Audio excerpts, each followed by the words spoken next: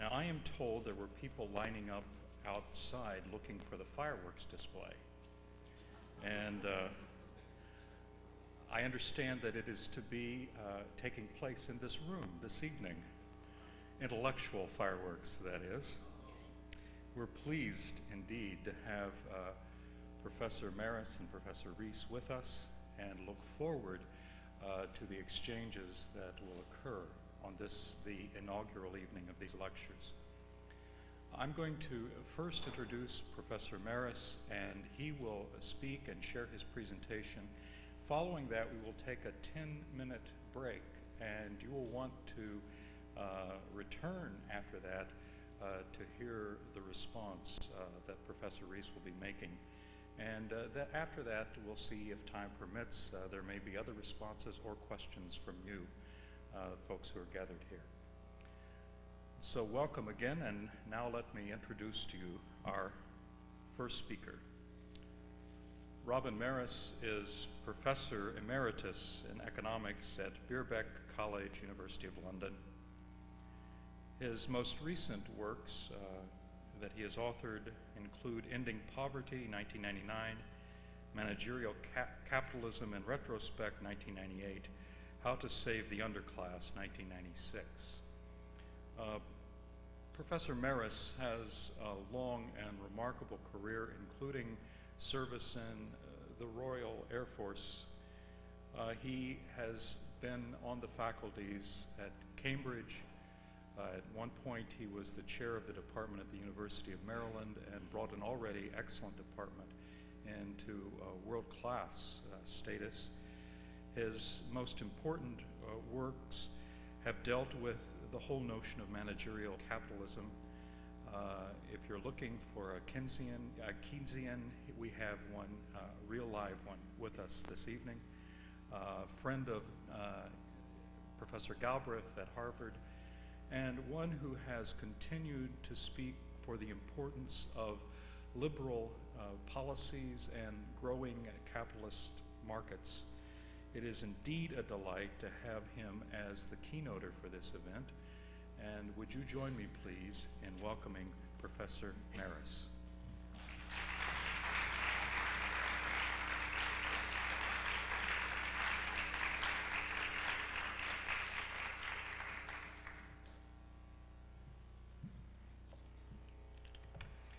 Mr. President, thank you very much indeed. And ladies and gentlemen, before I say anything specific about our subject tonight, I should like to express my sympathy for the human grief and terrible events of September the 11th for your nation. You will probably all know the very strong support that has been offered to the American people by my country's Prime Minister, Tony Blair, who incidentally is a person I very, very strongly support and have done for some time. I'd like to show you just quickly a picture of the memorial service for the people killed in New York, which was held only a few days after the event. Just to give you an impression of the scale of that service, the whole cathedral was filled, and it was attended by the Queen and the rest of the royal family, and by Mr. Blair and other members of the cabinet.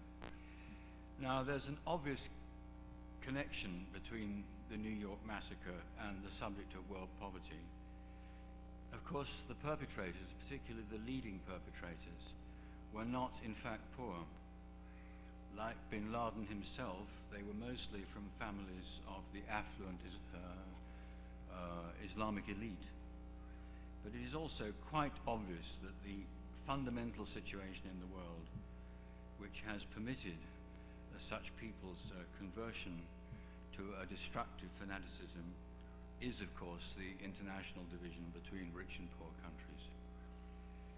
And that to me is so obvious that I actually do think that, horrible as this tragedy has been, the world will never be the same again, and that from both sides of the Great Divide,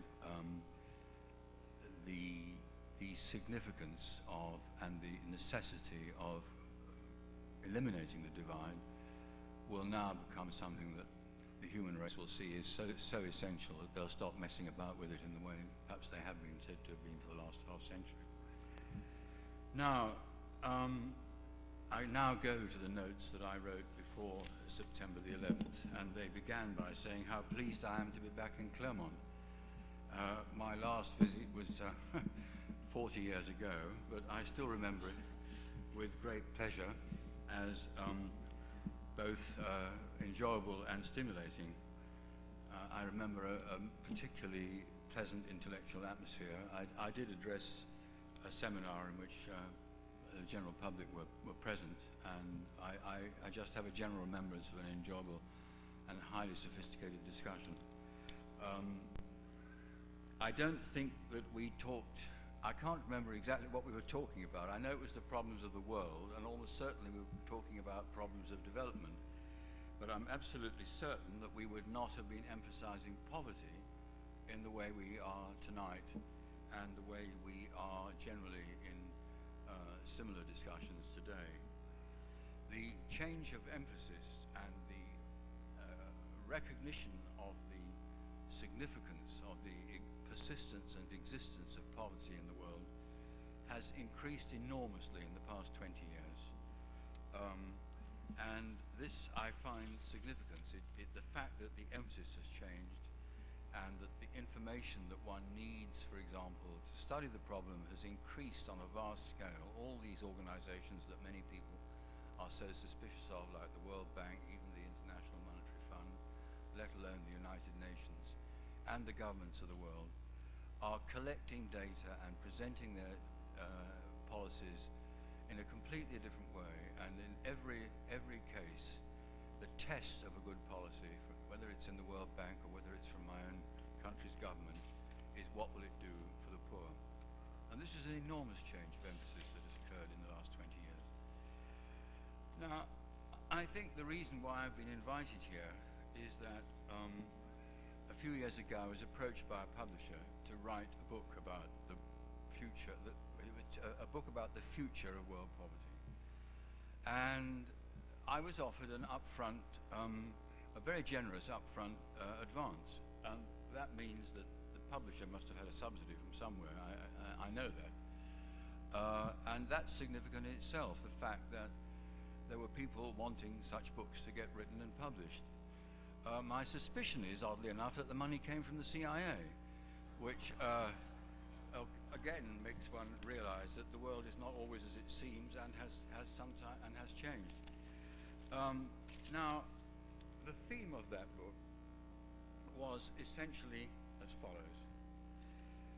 There are, as we know, about 6 billion of us in the world, and 1.5 billion of those people are suffering absolute poverty at this moment.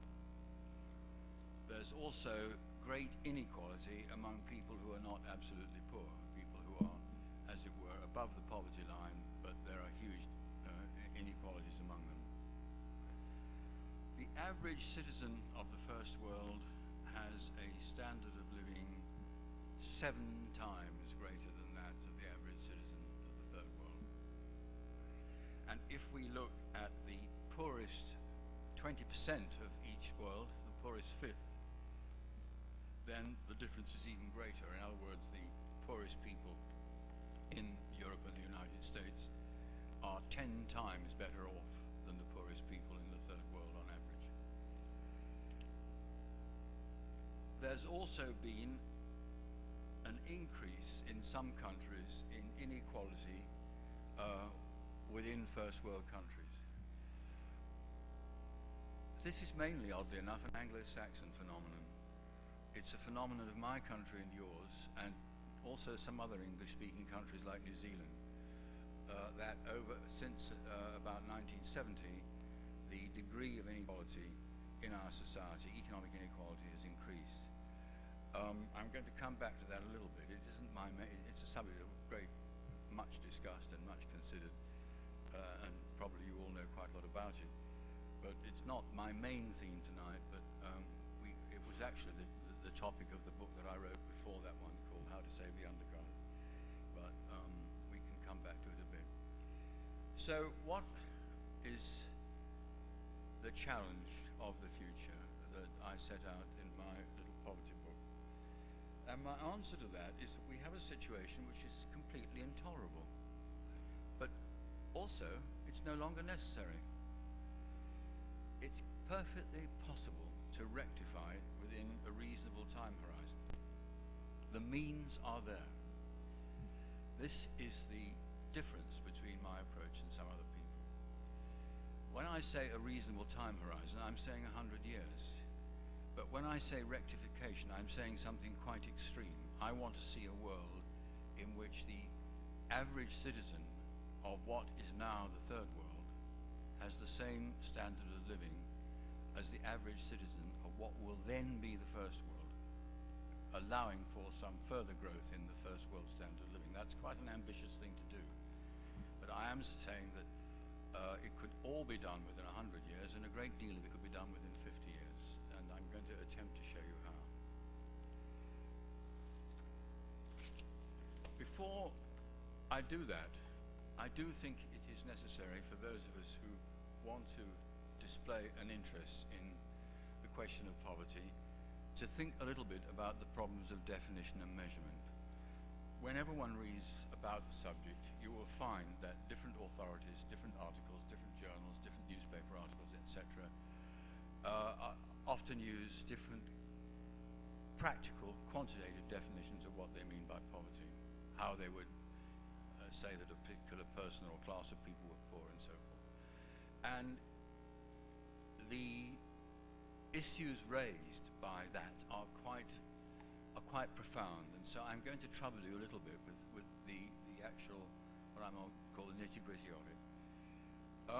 As far as I know, the first great study of poverty, academic study, was done by the Rowntree family, the great Quaker family, in England between the two world wars. And what they did, they were in the city of York, and they drew up a list of all the physical quantities of things that you could reasonably say that a working class family needed to have what was then seen as a reasonable life. How many candles a week they would burn, how much coal they would burn, and the basic diet, and so forth and so on. And then they simply went out and priced those things and found out what the cost of that budget would be. And it had to be said that it was a budget that involved no inside toilet. It was assumed that the toilet would be outside in the back garden. There would be no bath and no electric light. The house would be lit by candles. We were talking about the year 1933 or something about that time. And having priced that, they then made an income inquiry, and they discovered that when a working class family in England at that time had young children, the great majority were in poverty by that definition. Considerably more than half in that phase of their life. And this discovery had changed the whole of social policy in the UK. It had an enormous influence on public policy subsequent to that. It was a major shock. Well, then came the war, and during it a lot of social legislation. But when the war ended, the state of full employment in the economy that was brought about by the war did not go away. The level of unemployment a few years after the war in the UK was about 1% or something like that, 2%. And somebody repeated the Rowntree survey in exactly the same circumstances, but they did modify the diet. They couldn't bring themselves to assume that candles were the only way of lighting the house, so they modified it to a certain degree, but they still assumed no television and things like that. So with a new diet, they then priced that, did the whole thing again. They couldn't find a single family in the UK who were now in poverty by that definition. And the problem is that if you went around the UK and began to use the kind of concepts of relative deprivation that we do use, and I'll be talking about that in a minute, and you didn't know about the previous inquiry, you would still say, we can see a lot of poverty here. So I'm putting to you a paradox, that one doesn't really believe that poverty had been eliminated, but using that particular study, it literally didn't exist anymore. And it was a measure of what we call absolute poverty. And we have to now try to think how we proceed when we face that paragraph. And I'll put you another way of putting it. What it meant was that although a family in England at that time might be lighting their house with electricity, the way the study was conducted, they were still assumed to have no bath, no radio, and no inside toilet. And yet, if they had enough money to buy the basic diet with that sort of a household, they were defined as not being in poverty, which is ridiculous. Or it seems ridiculous to us now. But today, there is a state in India called Uttar Pradesh. It's northeast of Delhi, and it has 130 million people. And of those 130 millions, only a tiny fraction have inside toilets, televisions, let alone very good nutrition. So how on earth do we, for example, compare poverty in a place like that with poverty in an advanced country? This is the sort of paradox that begins to arise all the time. If you visited Shanghai 50 years ago, you would have found more or less the same thing as you would find today in Uttar Pradesh. You would not find many families with an inside toilet, with decent water supply, with television or anything like that. Now in Shanghai, 80% of all the households in Shanghai have all those things. They have 30-channel television, etc., etc., etc. This is not true of all of China, but it is true of places like that in China. So, do we believe that poverty has been abolished in Shanghai today? And to which I answer you, yes, looked at in some ways, and no, looked at in others. And this means that what we really have to do is to look at the two famous concepts, the concept of absolute poverty and relative poverty, and see how they relate to each other. And I want to do that just a little bit more before I go into the rest of my talk. We say a person is in absolute poverty if they haven't got enough money to buy a basic list of goods. Or we say, and this is sometimes called the entitlement concept of absolute poverty, if they are in practice deprived of basic needs such as clean water, education, healthcare, and even increasingly now in the writing of Amartya Sen, who I'll talk about a bit more in a moment, political rights. Some people include political deprivation as an aspect of poverty in some of the recent writings. Now,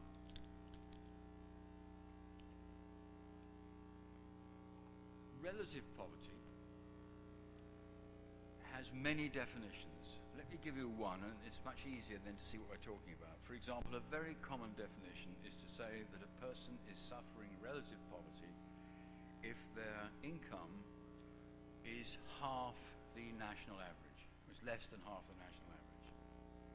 It sounds quite a severe concept, but the number of people falling into that category in the UK and the United States is not much more than 15 or 20% of the population.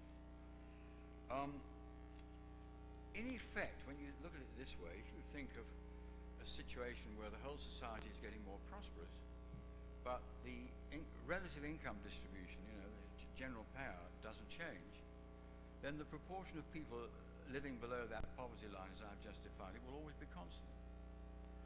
So that what is being said here really is that poverty is a bottom-up aspect of the problem of inequality. Really, poverty is just a way of looking at the problem of inequality. But absolute poverty is a very good way of looking at the consequences of inequality at a particular moment of time or over a short period. And I would sum that up by suggesting to you that the concept of absolute poverty in the long run is really useless. But in the short run, for comparisons between countries, such as that short-run comparison over the 5 years of World War II in my own country, it's rather a powerful thing. It tells you, I mean, what happened inside World War II in my country was very dramatic. A whole working class was taken out of poverty as far as in the way we'd looked at it before, mainly as a result, in fact, of full employment. Now, it's also quite useful for comparisons between countries at similar stages of development. What the United Nations does about this, for example, is to say that a country which is a classic third world country, a person is in absolute poverty in that country if they're trying to live on less than $1 a day. And by $1 a day, I mean adjusted for the price level in the countries. I mean, if you go to India, everything's much cheaper. You have to allow for that. A dollar will buy a lot more in India than it will in the Bronx. That's $365 a year. And that is the United Nations fundamental poverty line for the third world.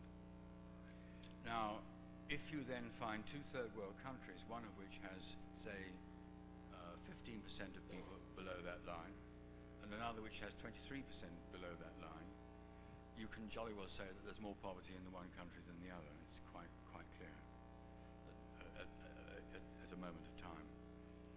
And but the UN then says that if we're talking about the first world, it is quite ridiculous to imagine, even after allowing for the price level, that anybody could live in the South Bronx on $365 a year. We know perfectly well they couldn't. They would be dead. Very difficult. You have to think why that might be so, but it is. A person can live in awful poverty, but they live in Uttar Pradesh on $365 a year. But if they came to the South Bronx, they wouldn't survive. So something about the structure of the whole system that makes that so.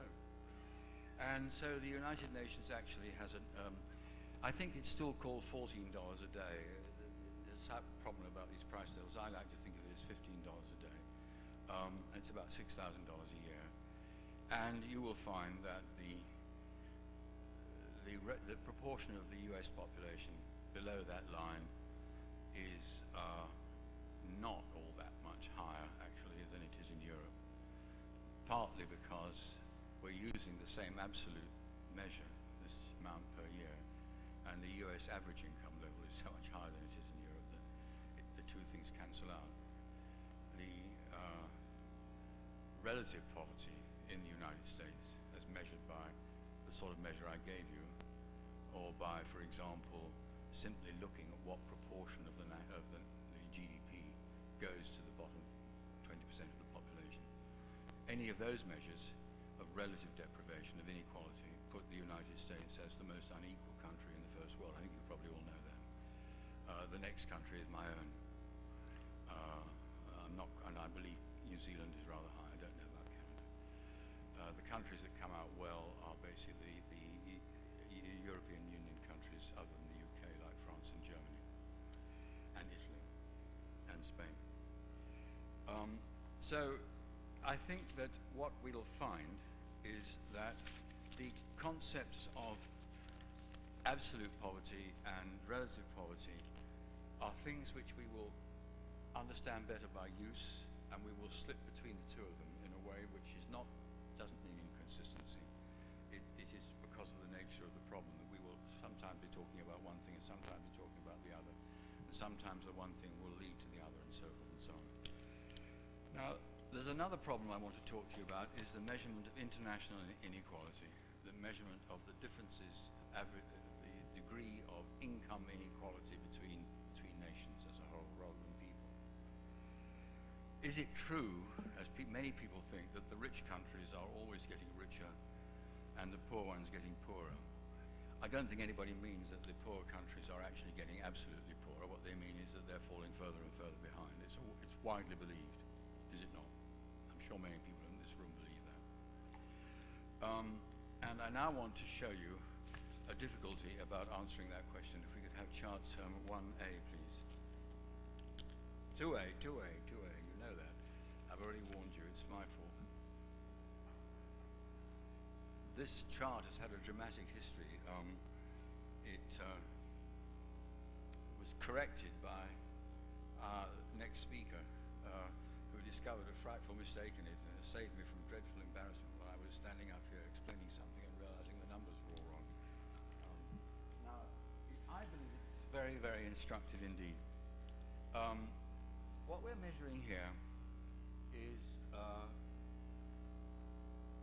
these bars represent a comparison between the poorest third of the population in the United States and the poorest third of the population in India. And it is the simple arithmetic difference between their average income. Do you understand what I mean? We just take one number and subtract it from the other. And as you will see, it does appear, according to that way of measuring it, that the difference between the two countries' poorest people has persistently increased up to the year 2000.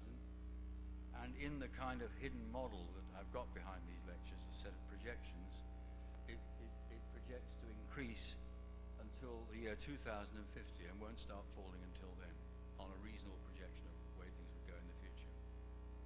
So that looking at it that way, it would seem that the rich countries are the poor countries are falling further and further behind. And furthermore, by concentrating on the poorest section of the population in both countries, I escape the possibility of not comparing like with like. Now, this line here is a measure of the ratio between these numbers. In other words, I take the average income of the poorest third of the people in the United States in a particular year, and the average income of the poorest third of the people in India in the same year, and divide the one number into the other. Now I've turned the ratio around so that as the inequality measured in that way increases, this line goes up. An increase in that line is actually an increase in the ratio of the United States to India. And it also rose during the period up to about 1980. In other words, the standard of living of the poorest people in the United States was actually growing faster than the standard of living of the poorest people in India.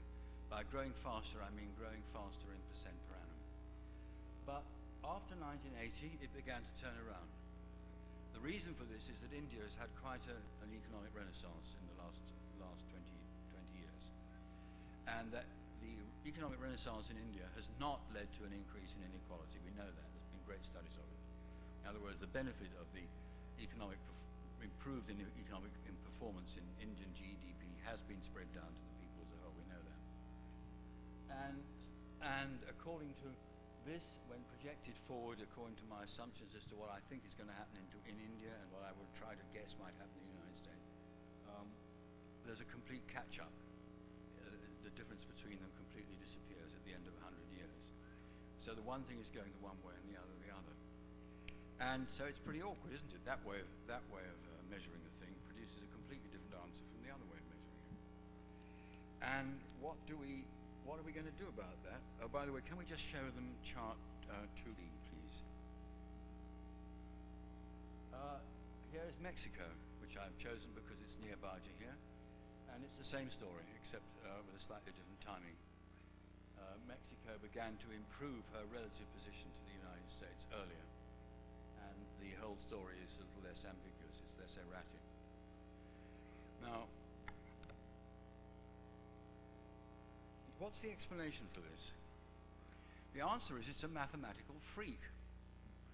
If you have two numbers which are different from each other, one larger than the other, and they start growing at the same percent per annum, each of them, shall we say, grows at 3% per annum, the absolute difference between them inevitably mathematically increases. And as far as I'm concerned, it doesn't mean anything at all. I'm only concerned with the relative growth rates. Personally, and this is just a personal statement, it's a value judgment. I believe those two charts I've shown there, as far as we're talking about in taking Mexico and India as representative of the situation, which is not quite correct, because if we took in Africa we'd get a different story, that the world improved very greatly in respect of international inequality after the year 1980. And that's something that most people don't believe. The United Nations, when it discovers this in its research, always manages to write around it. It doesn't exactly say, doesn't give out lies, but it just writes around it in some way or another. And quite a lot of people get around it.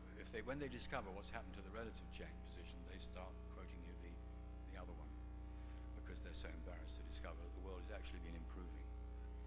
And if I'm come here to cause controversy, it is because this is the sort of thing I believe, and I'm going to give you some more of it over the next few minutes. Now that gets us away from the problem of measurement, and I want now to talk about what comes up in my notes next.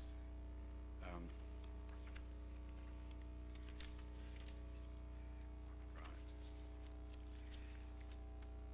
I hold the view, yes, that since about 1980, the world has been in respect of the kind of thing we're talking about, has been becoming a better place. The exceptions would be the development of inequality in the United States, and curiously enough, the increase in inequality in the United States I've found out from the work of James Galbraith in a book called Created Unequal, which is, I think, a very important book published a few years ago. J.K. Galbraith's very, very brilliant son.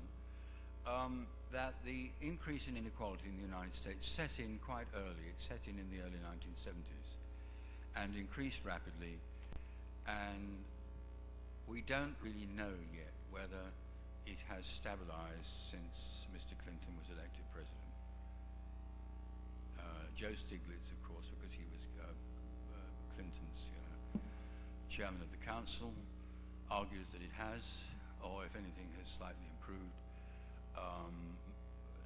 Most of the other people in this field, like, sorry, I've forgotten the first name, Reich, the Labour Secretary, Robert Reich, I would say not.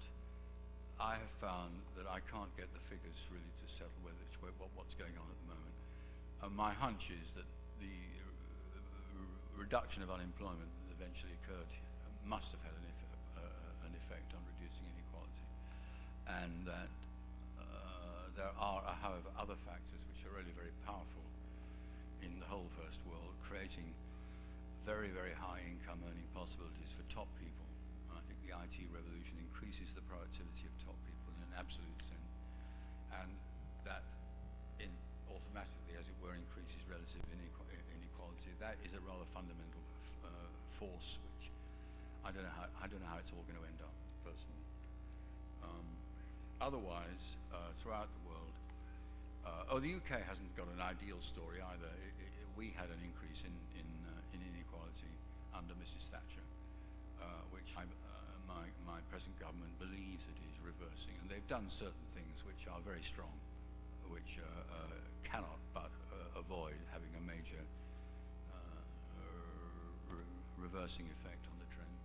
Otherwise, I argue that throughout the world and outside Africa, things have been improving, including in Latin America.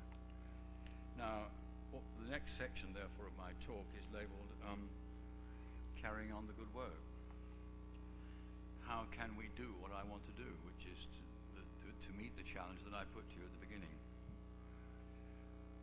And one of the ways, let me put it this way. My answer to that question is economic growth, economic growth, economic growth. By that I mean persistent increase in the average income per GDP per head of the country in question, or of the world in question.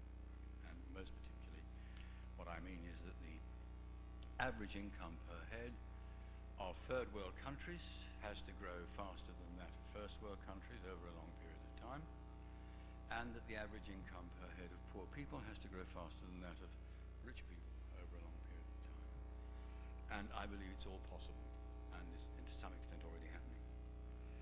Now, there are people who really passionately don't like that proposition.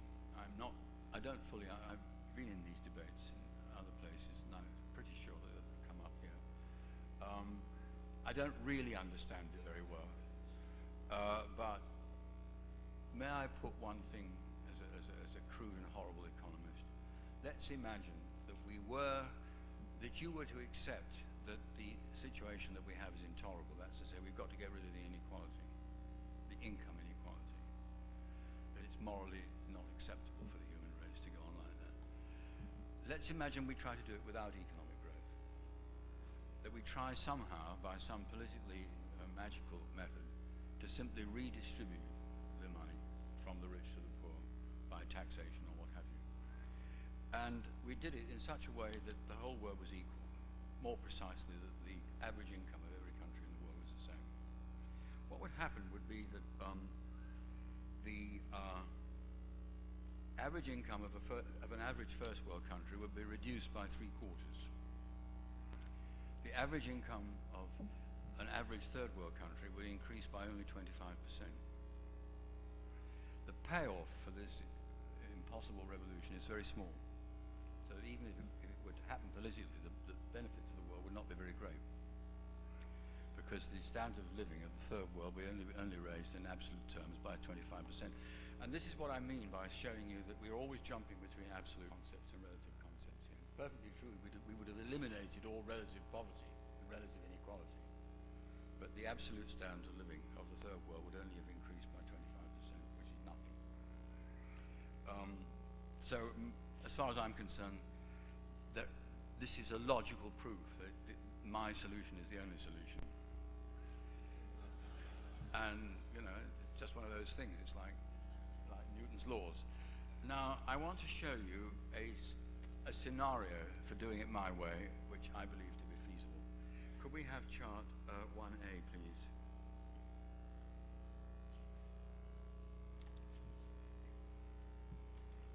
Now, this actually is a chart in which I plot a future possible development of the per capita GDP of these three countries that you see there. And I want you to look first at the one I've done for India.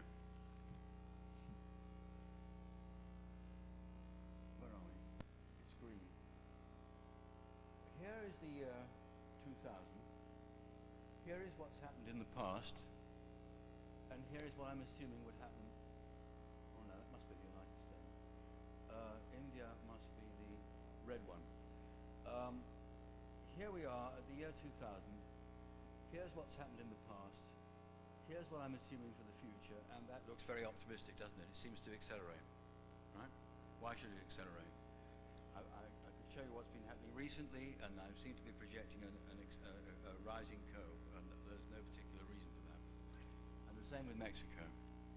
And you'll notice also that the United States which I missed out, got wrong, at first seems to accelerate also after 2000.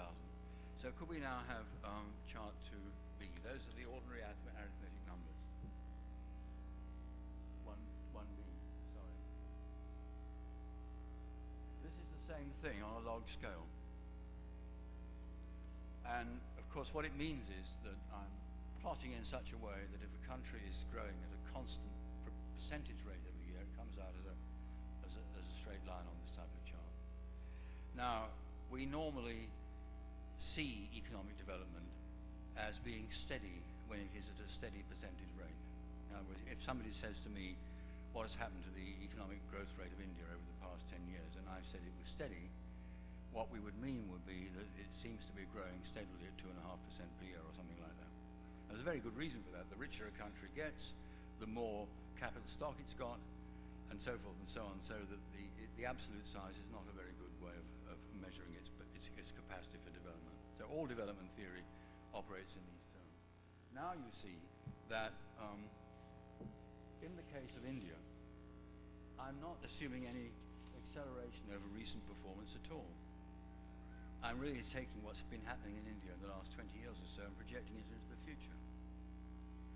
And I'm doing something similar with Mexico. The problem with all these Latin American countries is they've had such an erratic, they've had these periods of absolute zero growth, which I don't really understand very well. And it's very difficult to know. Well, I just assume that sort of thing won't happen in the future. I mean, it might. The other thing about it is that I have assumed, which I didn't in my book, that this whole model has a special limit.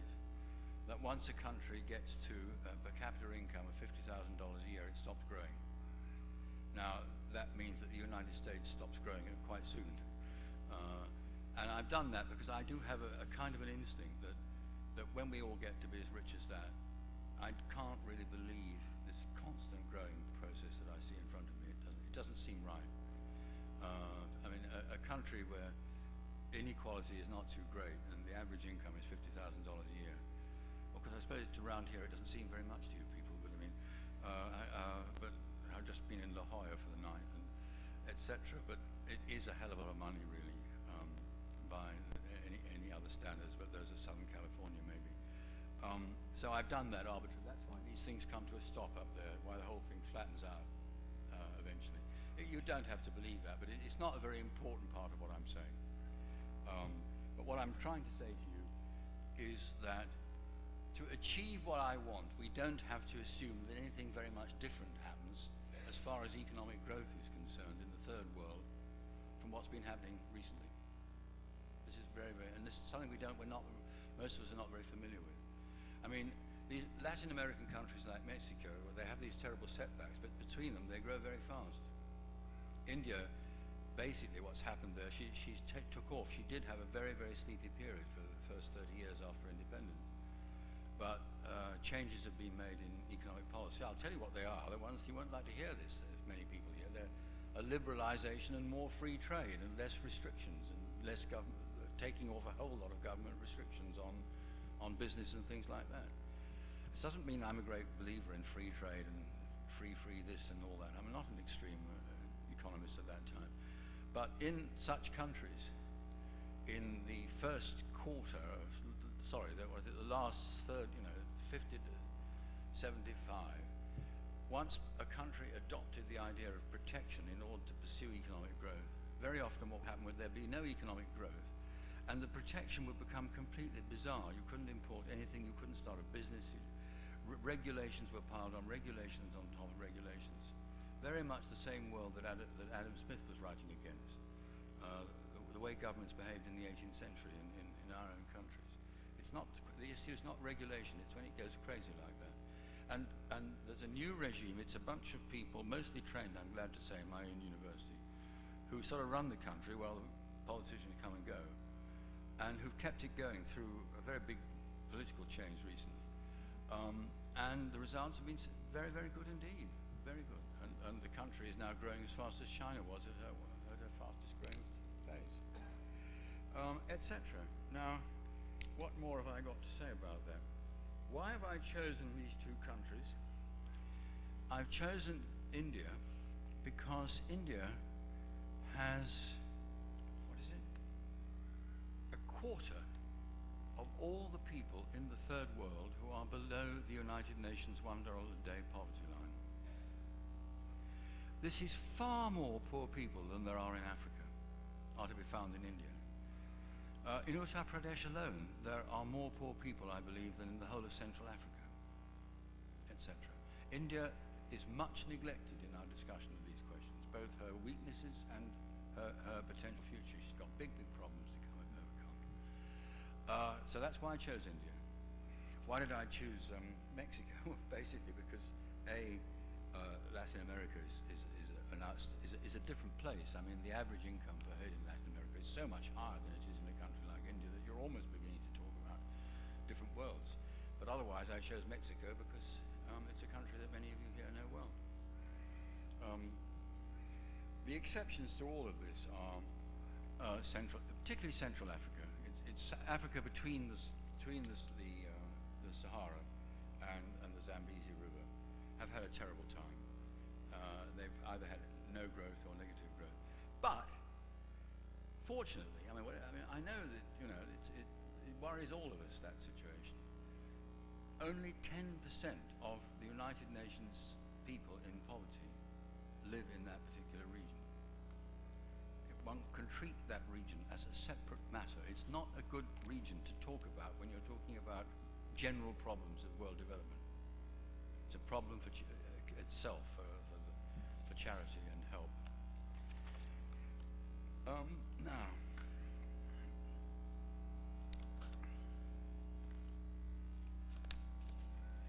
that is my case until we come to the environment,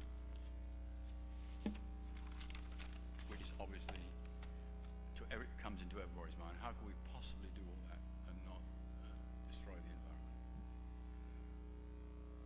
We have new forecasts of the world population from an institute in Vienna. They were carried out by Warren Sanderson of University of New York. That's right.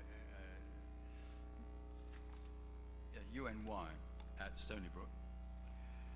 Sergei Sherboff of the University of Groningen in the Netherlands, and a gentleman called Wolfgang Lutz, whose academic background I don't know because he works at this, he gives himself as working at this institute. It's called the International Institute for Advanced Systems Analysis. It's been in existence for about 30 years.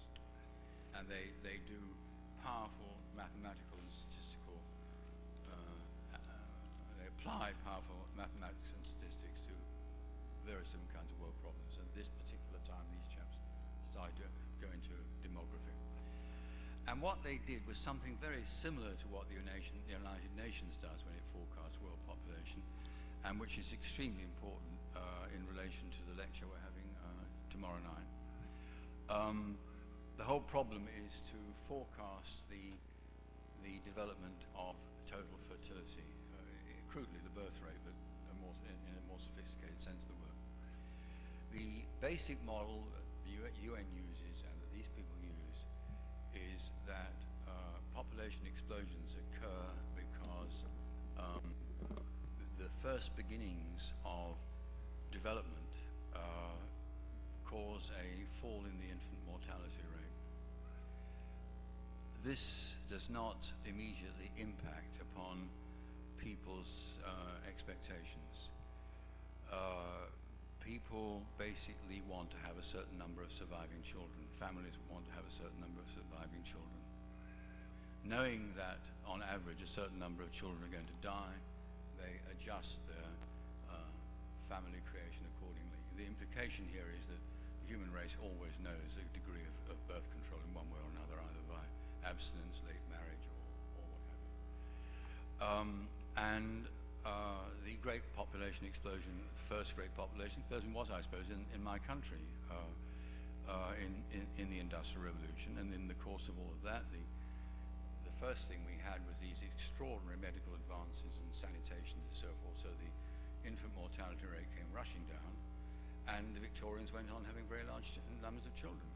But instead of dying, they survived. So we had population multiplied by goodness knows what.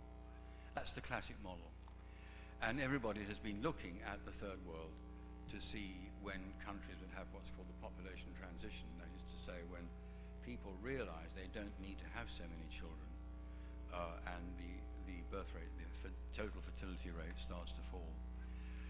And it's happened in many countries. And the most important news, it's happened in India now. The fertility rate is falling in India. And what the UN, what they did in their last great population report, did something rather simple. They have to, they're a political body. They simply took the trend of total fertility over the last 10 years in every country. So if it was still rising, they let it go on rising. And if it was falling, they let it go on falling to a certain limit. The limit they gave it was that it wouldn't fall if the what's called the net reproduction rate went negative. In other words, the general behavior of the population was such that the natural population would be falling. This was an arbitrary assumption. I think there must have been something political behind it. What these people in Luxembourg did was to apply modern time series statistical analysis of a rather, it's not that state of the art. I mean, I can understand it, but it's good stuff, and to the trend of total fertility in various third world regions and first world regions. And they've come up with some new population forecasts which are not very different for the United Nations for the year 2050, which is actually when the UN forecast ended. But they carry the whole thing forward to the end of the century, and the news is that the world population will stabilize sometime between 2050 and the year 2100 at about 8.5 billion compared with the present 6 billion. I mean, that is extraordinary, because most of us had thought it would be 10. And that was at a time when we still thought we only had 5 billion people, and the present population was a while ago. So we were faced with a prospect of the world population doubling, which seemed pretty horrific, as it was to me anyway. And now we're talking about an increase of very much less. And I've taken account of the new forecasts in what I'm going to tell you now. If I take those numbers that I put on the screen and take these population figures, my scenario for general catch-up would require that the world GDP would have to multiply by a factor of 8 by the year 2050. And by the year 2100, it would only have to multiply by a bit more, by a factor of 10. Now, that actually seems a quite appalling amount for an environmentalist, thinking about the energy problems and so forth. I mean, these sound like frightening figures, and they frightened me when I first got them. And so in my book, I went into energy, water, fish supplies, human congestion, and global warming. And I can't go into what I found in detail tonight, and in any way it's been greatly overtaken by events. My general conclusion, which I was a bit nervous about because I was such an amateur in the field, was that apart from global warming, most of the fears that we might have were groundless. One of the things that surprised me amazingly was that I had an equation which relates the growth of GDP in the world to the growth of energy consumption. And the point is that as GDP grows, energy consumption does not grow in proportion, it grows less than in proportion. It has done ever since 1973, but no higher than that, for reasons which are rather obvious. There is such a lot of technical improvement all the time that we're always improving the amount of production we can get for a given amount of energy. And I allowed for that, and came to the conclusion that after you read around about all the more or less conventional but untested reserves of depletable energy, essentially these horrible things like oil and gas, there would be enough. That was a pretty surprising conclusion.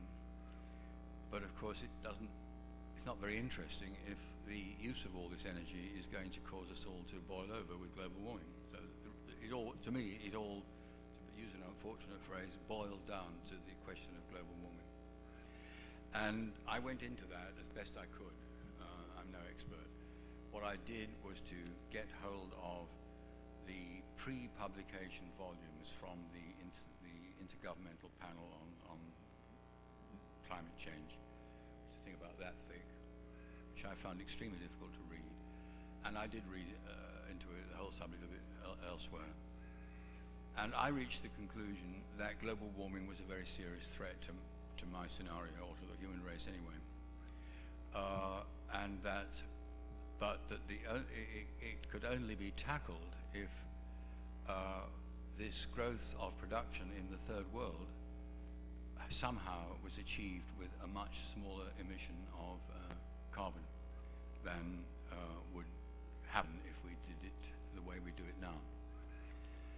I got a certain amount of technical advice from people who said that there are ways of scrubbing out carbon from, the problem is mainly power stations, electrical generation. The problem of global warming is very, very much tied up with the problem of electricity generation. That's something I learned. And the question is whether you can find a way of generating electricity from fossil fuels without putting carbon dioxide into the air. I got some rather bad advice about that there was a technology already available for doing it, which I think was probably wrong. And so one is left with the proposition that one would have to find, I don't believe that one can solve the problem by imagining that you could produce all that GDP without a major increase in energy consumption. So you can't just do it with no energy at all. So that was left rather hanging in the air, and I was very worried about it. And it seemed to me that my own scenario would lead to about a 2 degree centigrade rise in global temperature by the year 2050. And also it would be continuing to increase beyond that. And that would mean 1 meter rise in average sea level, which is pretty bad actually for many countries and places. The effects of that scenario, the economic effects are pretty bad. They're very unpleasant for countries, particularly such as India actually, countries which have an agricultural system which is already threatened by being too hot a lot of the year round. And on balance, although there would be some countries that would benefit, would be bad even for the first world, and very costly. Oddly enough, what we're talking about in terms of costs, if we actually try to divert the necessary amount of money from our GDP to cope with these problems, is about equivalent to about 10 years world economic growth. It's not the end of the world, but it's not at all good.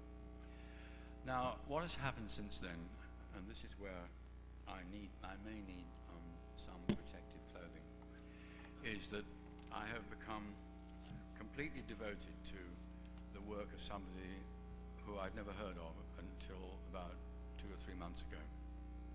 His name is John Lomborg, B-J-O-R-N, L-O-M-B-O-R-G. I don't think he's very old. I think he's under 30 years of age. He describes himself as a lecturer in statistics in the Department of Politics at the University of Aarhus in Denmark. I can see from his writing that actually he's a highly trained economist, and also from some of his previous publications, and my belief is that he must have got himself this job in the politics department to prevent the uproar that would otherwise have occurred as when he published the book that he's just published. Now, he's published a book called The Skeptical Environmentalist, an investigation of the real state of the world. And about the year 1997, I think, he had a conversion on the way to Copenhagen or something. He suddenly decided to investigate in full 100% technical depth every single environmental issue that has been raised, whether it's acid rain, whether it's various kinds of disease, whether it's global warming, or whether it's problems of fish supplies and so forth, water supplies particularly. And he became increasingly amazed at what he found. That each thing he investigated, he discovered when he really got at the facts, there wasn't much of a problem there. The problem had been grotesquely exaggerated, or alternatively, if it hadn't been exaggerated, it had already been solved. The most dramatic case that I know is that he discovered that no tree has ever been proved to have died from acid rain. And this was established in the following way. Acid rain is simply water which has got a rather elevated, pH level, not sufficiently alkaline. So some people had the bright idea of going into a forest in Germany and simulating rain. I mean, spraying these trees with this kind of water, and they all flourished. Bits of forest were found to be dying, and it's now discovered that bits of forest are always found to be dying. It happens to forests, and there's no connection between the acid rain and that business and so on. That's an extreme example. Another one he's very good on is traffic pollution of big cities in the third world. He made the remarkable discovery that there are some third world metropolises which are not polluted. He also, of course, noticed that Victorian England, and London in particular, was quite horribly polluted. I'm old enough to remember the awful fogs we used to have, which suddenly stopped happening. I don't know about Los Angeles. I mean, it looked at today from the airport, it still looked pretty horrible, but I understand that actually it isn't as bad as it was 30 years ago. And what he noticed was that there is a cycle in this, that a country industrializes, it has enormous economic development. At that time, people are not very concerned about those kinds of things. And the capital cities get to be polluted. And then everybody discovers it's very horrible, and they're richer, and they can now turn their attention to doing something about it. And in my this lecture, I sort of said, well, I'm just wondering about Caracas. I went there once about 30 years ago. It was completely horrible. People were driving around in very large, old American cars with no adjustment to their engines. And the reason was quite simply that the government, in its naivety, thought that because it was an oil-producing nation, it was a very good idea for the general masses to have very cheap gas. So naturally they had no incentive to not to waste it. And I actually wrote into my lecture, I wonder what's happened to Caracas today. Well, I met somebody from Venezuela since I wrote that, and the answer is, according to this person, the problem has been solved in Caracas. It is undoubtedly greatly improved in Beijing. I mean, Beijing is not perfect at all, but it's a lot less bad than it was. And this is his argument, that if you want to have clean air, you can have it, whether you're a poor country or a rich one. It's just a question of what you want, how much effort you want to devote to it, and so forth and so on. Now, the book is so deep and so rich that I can't begin to give you all the examples he finds. There are 3,000 footnotes and pages of appendices. There are two things that I learned, which he's quite good on also. One of them concerns fish, and the other concerns water. And what I learned is that there's a hell of a lot of fish in the world, but they are heavily concentrated in warm areas. And when they are concentrated in warm areas, they are very diverse. They're very, very many species all swimming around together. And professional fishermen don't like that, because they put down their nets and they come up with a catch, some of which is saleable and some which isn't. So where they like to fish is in the colder climate, where evolution has the effect that if the environment is rather severe, only certain species survive. So that in colder waters you get these great shoals of one species, and this is very, very convenient for fishermen. But we could get the fish if we have I mean, we're about to pretty well kill all the fish in the North Sea, as far as I can make out. People keep talking about it, how the North Sea is being fished out of everything that we all had, and cod and all this stuff. Somehow these fish keep coming. I mean, they're getting more expensive, but they keep coming. And furthermore, what is coming in the shops in my country more and more is very exotic fish from the tropics, and so forth and so on. That's one of them.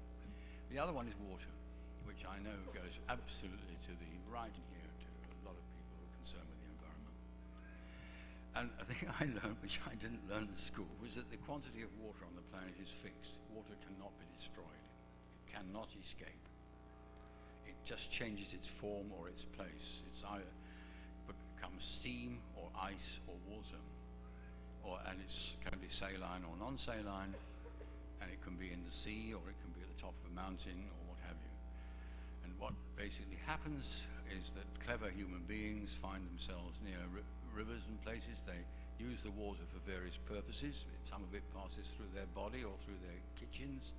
It goes back into the ground or into the sea, and it's maybe evaporated upwards again. When the sun gets on it, up it goes. Then it condenses and comes down again, maybe somewhere else, but it's still there. So what we do as humans is we try to catch it in that cycle and use it for our purposes. And the amount we use of the total water supply of the planet is, I think, I don't know, it's 1/10 of 1% or 1/100th of 1%, whatever it is. It's something completely ridiculously small. So the problem with water is having it in the right place, in the right form, at the right time. and that costs money, as it does to an advanced society. And the UN, and this is a thing Lomborg discovered, it really made my hair stand on end, has got a concept of water stress. And countries are described as to whether they're water stressed or not. And a water stressed country is a country where the total amount of water available is such that there are less than 1,200 litres per person per day available. It's an amazing amount. But if you've got less than that, according to the UN, you're water stressed. And Israel has only 900 and is called water stressed. And nobody's ever been to Israel has noticed any signs of water stress there. Seems a country where water supply is perfectly satisfactory. And the explanation is quite simple. The Israelis, being the people they are very clever at using water. They economize on it. They don't waste it. Pipes don't leak. And also, they have got enough money to do a great deal of desalination, converting water from the sea.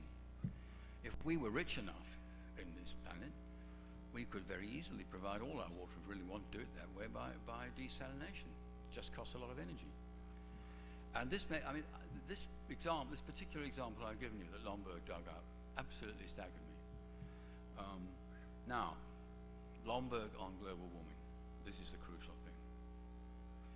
It is a big, big business, and I can only sort of summarize it a bit, and also I really want to go into it some more. I've now got 3 volumes from each of them that thick, from the International Panel on Climate Change, and every time I try to read it, I have problems. I have problems not only because there's so much of it and it's so technical, but I can't quite get to the grips with the way. I can't quite see how they get to their conclusions. It's not too easy to find the conclusions, but I can't really see always how they get to the conclusions from the stuff they've got there. And the latest report is supposed by the press to have shown that that they've revised their forecast to make the whole situation looks worse. It's not true. What they've got there are 3 climate models on supercomputers and a very powerful model created at Stanford University, which links economic models to the climate models. And into these models they feed assumptions.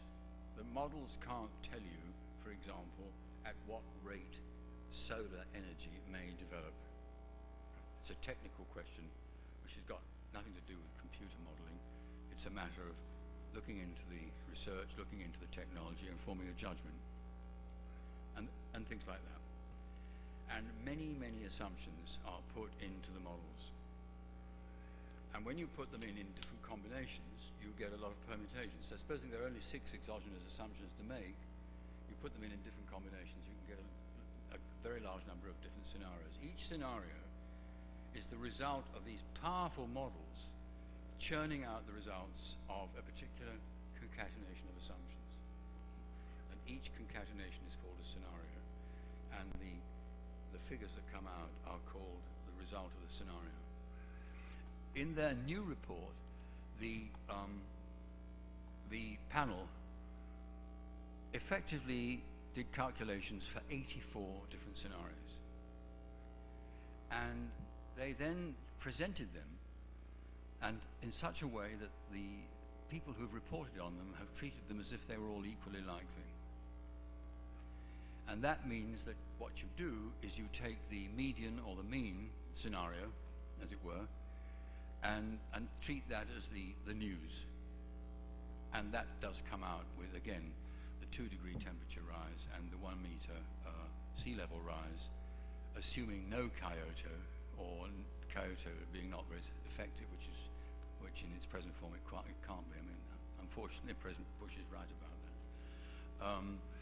that. And we are.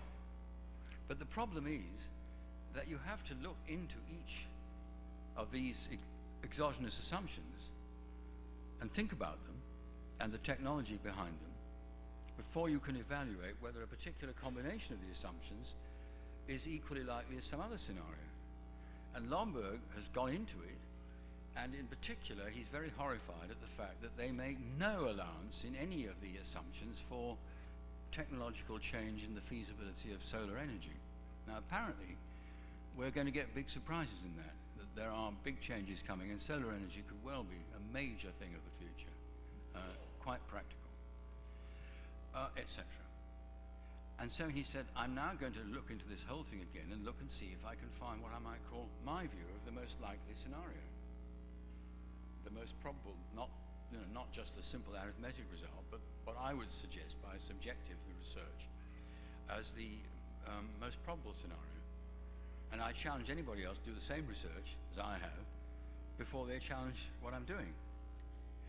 And he comes out with a 1 degree temperature rise by the year 2050 and a 22 centimeter rise in the sea level.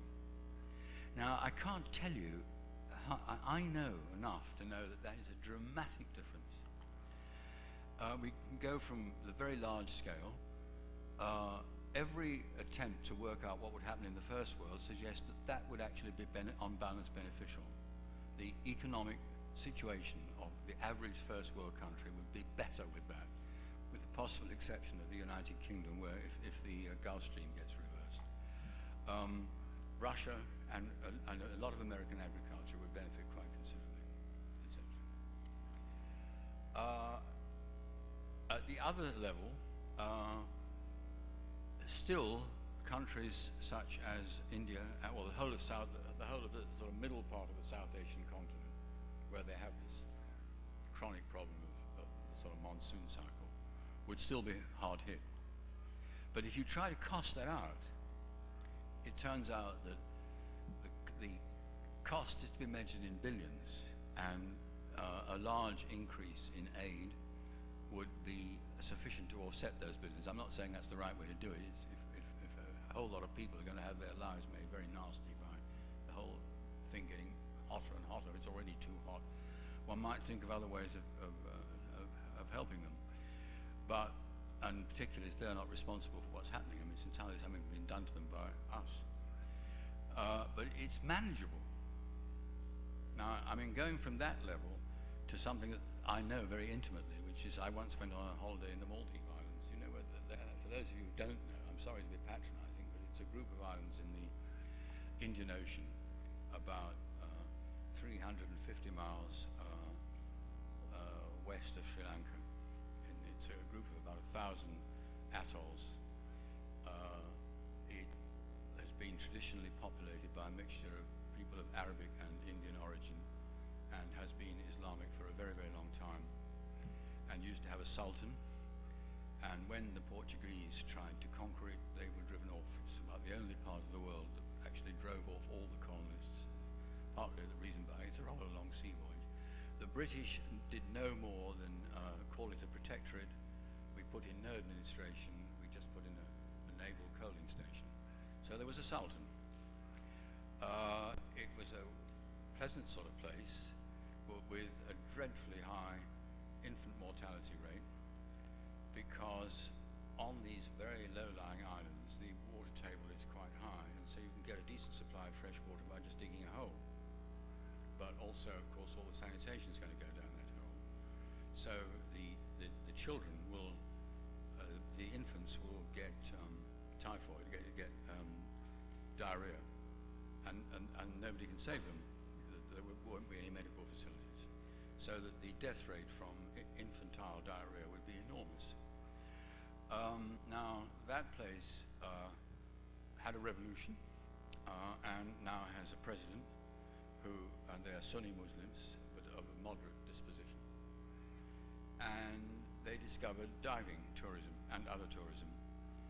And they have developed the tourism absolutely brilliantly, so that whenever all these little islands have got very, very pleasant resorts, everybody that goes there loves the place, and you can't see a single building, can't see any hotel above the trees, above the palm tree line. Marvelous beaches. There's one main island which has got a population of 200,000 people, where foreigners are not stopped, but they're not encouraged, because there's no alcohol available, being Islam, and no very big hotels. That's for the locals, that island, as it were. All the girls go to school. You see them marching about in uniforms. There's a 99% enrollment rate in primary education for young girls. But the population is exploding because being good religious people, they haven't noticed that their infant death rate has come down to almost nothing. And so they've got a frightful population problem, which they know they're going to have to tackle. Now, they would be submerged completely by a 1 meter sea level rise. And that would mean they would lose all their tourism because all the scuba diving business would be ruined. And I've talked to them about it. I've talked to the government there about it. And they've become a great leader of the movement to recognize the dangers to that sort of society from global warming. It has to be said that the total number of people in the world actually directly affected in this way, living in that kind of a place, is about 50 million. But still, if you've been there and had a holiday there, you sort of feel about it. Particularly, it's an extremely well-run country, as it were. Now, I've talked to them about what they could do, and they've talked about building around the atolls so to protect themselves against the rise in sea level, and how the coral would come up, and this and that would happen. But with a meter, it's very difficult. But with only half a meter, or less, what I'd said 20 centimeters, I know they would find it manageable. I absolutely know they would. They've got a lot of money from the tourism, and over a time scale of 50 years, I'm sure the Maldive Islands could, with just the same as it is today, if all we got was a 20 centimeters sea level rise. Now, it just happens to be a kind of picturesque example that I know very well, as a general illustration of the situation. So my latest conclusion as a result of the effects of Lombard are that I am much more optimistic about the potentiality of my original scenario than I was 4 or 5 months ago. And my great worries were global warming and to some extent population increase, which now it turns out to be also likely to be less severe than we thought. And I thought I would possibly conclude by going on to a slightly different tack, if I can only find the notes that I wrote with that idea in mind. If not, I'm going to have to try to memorize what I thought I was going to say.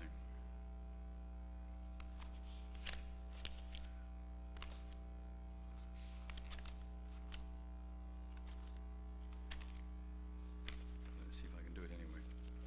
I want to talk a little bit about, for a moment, about the world after September the 11th. Given the sort of outlook I have, is that world, is it worse or better? It's a pretty horrible thing to say it might be better given what happened to 7,000 people. But I actually have the view that the world is absolutely certain to be completely different and never be the same again, quite profoundly. And oddly enough, I think the conclusions are at least potentially quite encouraging. First of all, I think the United States posture towards the third world will never be the same again. It will be impossible for the United States and other similar countries to have this mixture of patronizing and arrogance and doing a bit and not doing very much, and when it doesn't suit, not doing it. We've learned now what can happen if we go on that way. The other side of it is that I do think that looking at it the other way around, that there are people in the world of whom the inner Taliban, or not Taliban, the terrorist group, the Bin Laden's group, are an example, who do believe that they can do things like this, and somehow not very much will happen. There'll be a lot of huffing and puffing and so forth. I think that what's going to happen is that the Taliban regime, which is completely horrible, it's a really horrible bunch of people. The things they do to their own people are quite frightful. This town of Mazar al-Sharif, which may be recaptured shortly, has an extraordinary history. The Taliban captured it quite early in their history, very, very quickly in a rather unusual coup.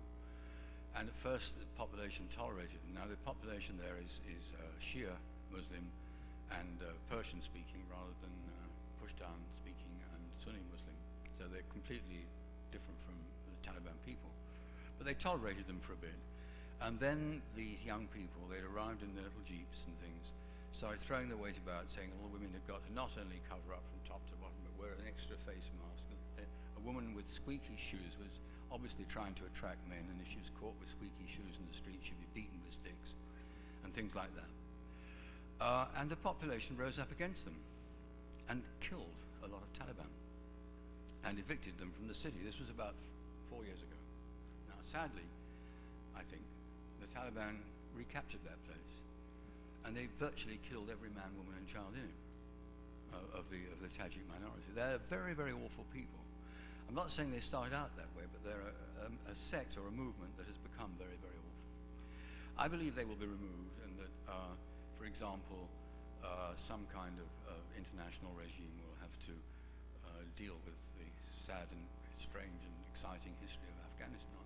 But what I think will be seen, all kinds of governments who've been shaken by this, whether it's the government of China, whether it's the government of Russia, and whether it's actually half the government of Iran, that these things are very, very serious, that the United States is incredibly powerful.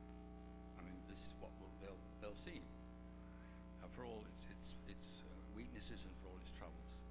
And so that both sides will be living in this great debate, will be living, I think, in a more realistic world.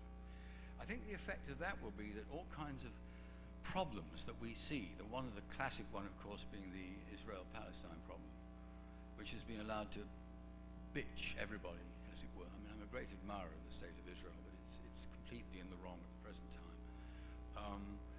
And we've got sort of examples in my own country, like Northern Ireland, where it's completely ridiculous bunch of people who call themselves Protestant loyalists are now engaging in terrorism because they're frightened that the other side are going to get a fair deal for the first time in history with the Catholics of Northern Ireland, and that we've actually got an outburst of Protestant terrorism, etc., all over the world.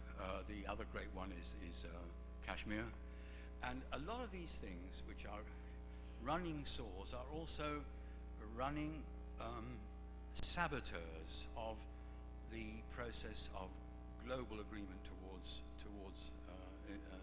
positive development of the kind that I like. In other words, I think that the world will be even more global than it already is, in the best possible way. I think that is what could be the result of a very, very awful and frightful event. And if that is the case, then I believe that my scenario has got an even better chance than I already thought. Thank you very much.